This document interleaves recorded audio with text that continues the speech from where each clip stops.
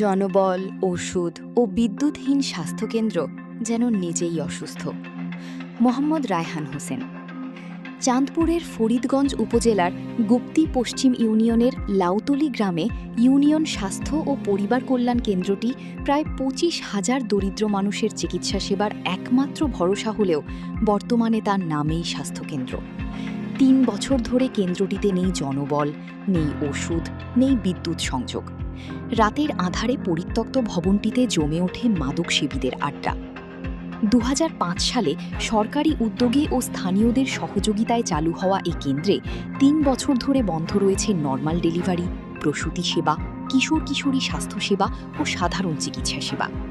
স্বাস্থ্যকেন্দ্রটিতে জনবলের পাশাপাশি নিরাপত্তার কোনো ব্যবস্থা না থাকায় দরজা ভেঙে চুরি হয়েছে বৈদ্যুতিক পাখা, পানির মোটর সহ গুরুত্বপূর্ণ আসবাব। শৌচাগার ব্যবহারের অনুপযোগী, নেই পানির ব্যবস্থা। স্থানীয়রা জানান এটি এখন মাদকসেবী ও চোর চক্রের আখড়ায় পরিণত হয়েছে। সেবা প্রার্থীরা জানান জরুরি চিকিৎসার জন্য ভাঙাচোরা সড়ক পেরিয়ে প্রায় ১০ কিলোমিটার দূরে উপজেলা হাসপাতালে যেতে হচ্ছে। বশিরুল্লাহ মিজি ১০৫ বলেন, আমাদের ত্যাগের বিনিময়ে গড়া এই চিকিৎসা কেন্দ্রটি এখন ধ্বংসের পথে। দ্রুত ডাক্তার ও ওষুধ দেওয়া জরুরি। ফিরোজা বেগম ৬০ ও সিরাজুল ইসলাম ৫৭ অভিযোগ করেন দীর্ঘদিন ধরে সেবা না পেয়ে চরম দুর্ভোগে পড়তে হচ্ছে তাদের। ফরিদগঞ্জ থানার এসআই জাকির হোসেন জানান চুরির ঘটনার সত্যতা পেয়েছেন, জড়িতদের